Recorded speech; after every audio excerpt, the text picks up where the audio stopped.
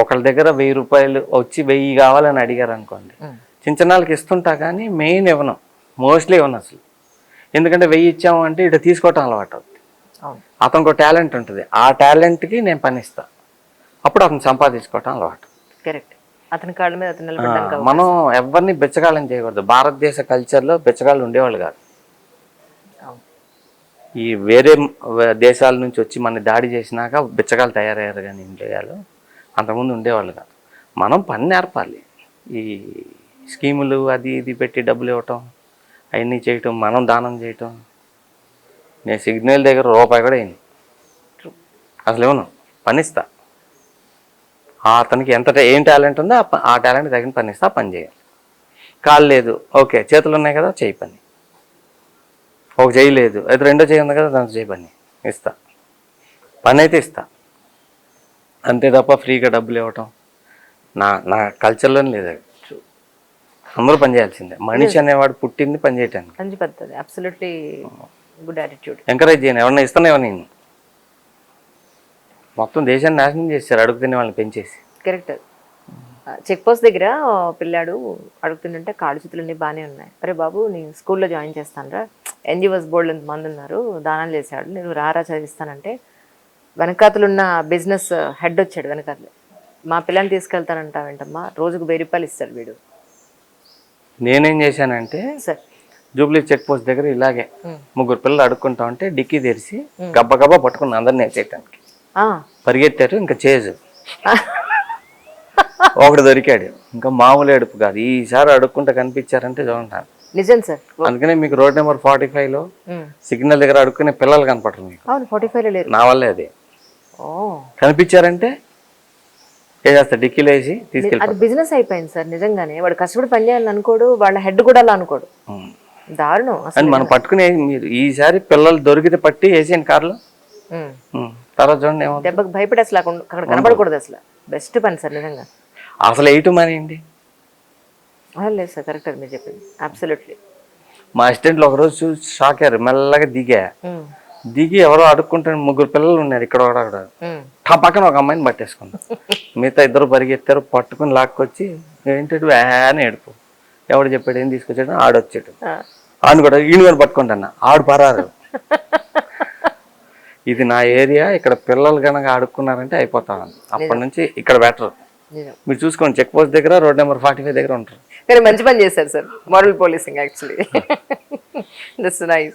ఒక వీడియోలో చూసాను సార్, మీరు స్టేజ్ మీద చెప్పారంటే రామానాయుడు గారికి ఇచ్చిన మాట వల్ల నేను వాళ్ళ మనవడితో సినిమా చేస్తున్నాను అని.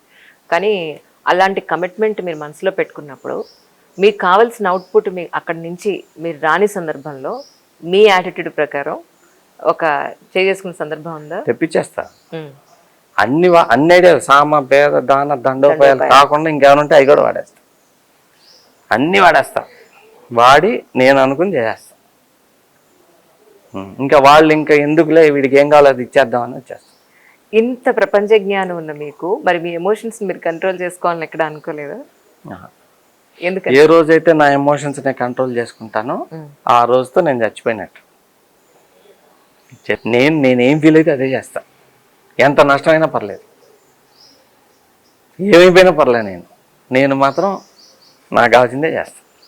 ఎందుకంటే మన కోపం వచ్చినప్పుడు 1-2 నిమిషాలు ఆగండి, 1, 2, 3, 4, 5 వేలు లెక్క పెట్టుకోండి, కోపాన్ని తగ్గించుకోండి. మీ ఎమోషన్స్ తగ్గించుకోకపోతే అవతల వాళ్ళు హర్ట్ అవుతారు, రిలేషన్స్ పాడవుతాయి, మీ హెల్త్ పాడవుతుంది. తన కోపం తన సతురి ఓ చెప్తారు కదా, దీని గురించి అంటున్నా.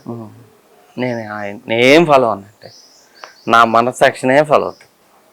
ఇప్పుడు ఎవరన్నా వచ్చారు, చూడంగానే ఓకే, వాళ్ళలో ఏదో కనిపిస్తుంది, కళ్ళు బాగున్నాయో ముక్కు బాగున్నాయో ఏదో, ఓకే వీళ్ళని యాక్టర్ చేసేద్దాం అంతే అనుకుంటా. ఇంకెవరు చెప్పినా ఆగను. సరే, నేను ఎలా కనపడ్డాను సార్ మీకు? ఆ పాయింట్ లో చూస్తుండ్రు ఇప్పుడు జర్నలిస్ట్. మనకెందుకు అడిగిన ఇచ్చేసి చెప్పాల్సింది చెప్పేద్దాం. యాక్చువల్లీ నిహారిక రెడ్డి ద్వారా నేను మిమ్మల్ని కలవాలని చాలాసార్లు ట్రై చేశాను. తను పాపం సెట్ చేసిన టైంకి నేను రాలేకపోయా, ఆ తర్వాత మీ అపాయింట్మెంట్ నాకు దొరకలేదు. ఎందుకంటే మీ మూవీ స్టార్ట్ అవ్వబోతుంది అని చెప్పని నాకు చెప్పింది నిహారిక రెడ్డి. ఆడిషన్స్కి వద్దామని చాలా ట్రై చేశాను, నాకు అవకాశం దొరకలేదు సార్. నా చుట్టూ ఉండే వాళ్ళందరికీ తెలుసు సార్, కావాల్సిందే చేస్తాడండి. అదే ఈ సినిమాలో ఒక కామెడీ బిట్ ఉంది, అది అడ్డం వస్తుంది తీసే అని అందరూ చెప్పారు. అందరూ, ప్రొడ్యూసర్ చెప్పాడు, కెమెరామెన్ చెప్పాడు, మా మ్యూజిక్ డైరెక్టర్ చెప్పాడు, అందరూ చెప్పారు. నేను తీనన్నా. అమ్మాయి అసలు బాగాలేదు, అసహ్యంగా ఉంది, పెద్ద పెద్ద పళ్ళు పెట్టి బాగాలేదు, మా ఎడిటర్ గారు చెప్పారు, అందరు చెప్పారు. నేను తీయలే. నిన్న ఒక 20 మందిని తీసుకెళ్ళి సినిమా చూపించేసలేదు, సంబంధం లేని వాళ్ళు చూసి అమ్మాయి వస్తే ఓ నవ్వేస్తున్నారు. పొద్దున్నే వచ్చి కరెక్టే సార్ మీరు చెప్పి అదట్ట చెప్పారు. నాకు తెలీదు, గట్ ఫీలింగ్ అంతే. నేను లవ్ ఫీల్ అయ్యే బాగుంటుందని చేశాను. నిజం సినిమాకి, ఏ సినిమాకైనా సరే మీరు ఒక సూపర్ స్టార్ని పెట్టినా కూడా, ఒక స్టార్ హీరోని పెట్టినా కూడా, ఒక విషయాన్ని స్ట్రైట్గా ముక్కుసూటిగా చెప్పించడం వల్ల, అది సమాజంలో ఉన్న ఏ ఇష్యూనైనా సరే, ఈ వ్యవస్థ గురించి మాట్లాడుతున్నప్పుడు హీరోతోటి స్ట్రైట్గా చెప్పించినప్పుడు జనాల్లోకి ఆ సినిమా ద్వారా, ఆ సినిమా కమర్షియల్గా హిట్ అవ్వదు అనేది నిజం ప్రూవ్ చేసిందంటారా మీ ఉద్దేశ ప్రకారం?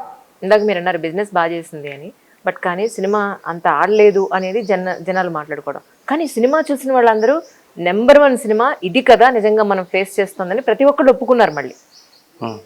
అంటే నిజంగా ఒక టాప్ హీరో తోటి నిజాన్ని ముక్కుసూటిగా చెప్పడం వల్ల అంతగా మార్కెట్లో మనకి హిట్ అనేది మనకి రాదా అనేది. బేసిక్గా నీతి చెప్పకూడదు. ఇంకోటి ఏంటంటే, ఒక పెద్ద స్టార్ని పెట్టుకుని అట్లా చేయటం వల్ల కాదు, ఐడియా అన్నీ కరెక్టే, ఆ కథలో ఎక్కడో స్క్రీన్ ప్లే కరెక్ట్గా లేదు, దానివల్ల సరిగా అంతే, సింపుల్. ఆడియన్స్ రెడీగా ఉంటారు ఏ థీమ్ తీసినా చూడటానికి. మనం కరెక్ట్గా తీయాలి, స్క్రీన్ ప్లే కూడా కరెక్ట్గా సెట్ అవ్వాలి. ఎక్కడైనా బోరు గీరు లాగింది అనుకోండి, నచ్చుతుంది. అంటే ఆ సినిమాలో ఎక్కడో చిన్న మిస్టేక్ ఉంది, దానివల్ల అనుకున్నంత ఆడాల. కానీ అలా ఆడని సినిమాని మీరు మళ్ళీ ఒక్కసారి చెక్ చేసుకుని, ఓహో ఇక్కడ నేను ల్యాగ్ చేశానా, ఇక్కడ మిస్టేక్ చేశాను, ఎందువల్ల ఆడలేదేమో, దీని బదులు ఇది పెట్టుంటే ఇది ఆడేదేమో అని ఎప్పుడైనా చెక్ చేసుకున్న సందర్భం ఉందా సార్? అయిపోయింది, వదిలేస్తాం, చూడను.